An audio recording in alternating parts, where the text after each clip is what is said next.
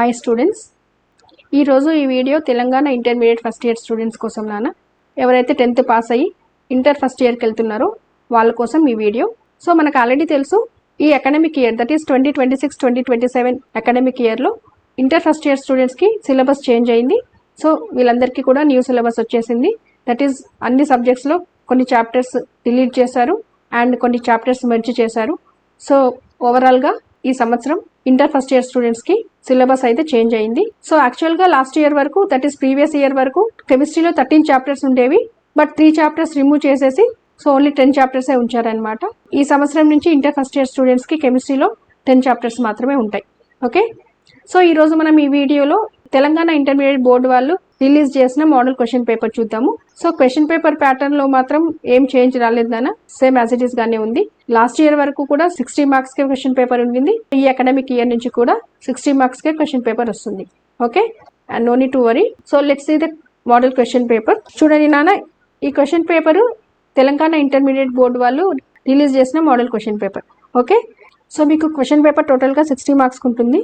ఇందులో 3 సెక్షన్స్ ఉంటాయి, section A, section B and section C. Section ఏలో 2 మార్క్స్ క్వశ్చన్స్ ఉంటాయి, సెక్షన్ బిలో 4 మార్క్స్ క్వశ్చన్స్ ఉంటాయి అండ్ సెక్షన్ సిలో 8 మార్క్స్ క్వశ్చన్స్ ఉంటాయి.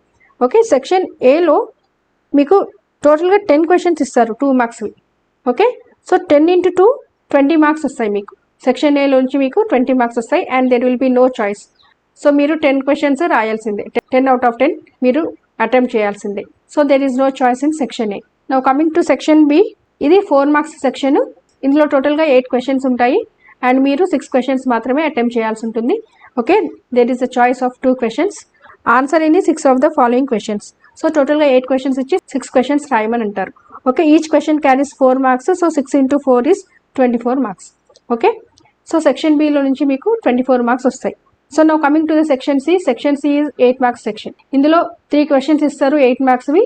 మీరు 2 క్వశ్చన్స్ రాయాల్సి ఉంటుంది, 1 క్వశ్చన్ చాయిస్ అనమాట. సో మీకు 8 into 2 16 మార్క్స్ వస్తాయి ఈ సెక్షన్లో నుంచి. ఓకే, సో మళ్ళీ చూద్దాం. ఫస్ట్ సెక్షన్ ఏలో 10 క్వశ్చన్స్ ఇస్తారు, 2 marks. So each question carries 2 marks. So 10 into 2 20 marks వస్తాయి సెక్షన్ ఏలో నుంచి and there will be no choice in section A. So దీన్ని VSAQs అంటాం, వెరీ షార్ట్ ఆన్సర్ క్వశ్చన్స్ అంటాం.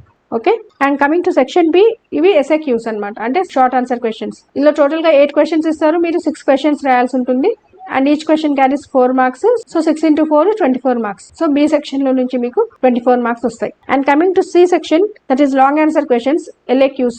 ఇందులో 3 క్వశ్చన్స్ ఉంటాయి, మీరు 2 క్వశ్చన్స్ రాయాల్సి ఉంటుంది and each question carries 8 marks, అంటే 8 into 2 16 మార్క్స్ వస్తాయి ఇందులోంచి. సో టోటల్ గా 20 + 24 + 16 మార్క్స్. సో టోటల్ గా 60 మార్క్స్. ఓకే, సో ఇది నాన్న క్వశ్చన్ పేపర్ ప్యాటర్న్. టోటల్ గా 3 సెక్షన్స్ ఉంటాయి and total marks 60 marks. Okay, and next వీడియోలో నేను బ్లూ ప్రింట్ ఇస్తాను, దట్ ఈస్ చాప్టర్ వెయిటేజ్. ఒక్కొక్క చాప్టర్ నుంచి ఎన్ని మార్క్స్ వస్తాయి అనేసి వెయిటేజ్ ఆఫ్ చాప్టర్స్ ఇస్తాను. ఓకే నాన్న, till then bye, thank you for watching the video. See you all in the next video.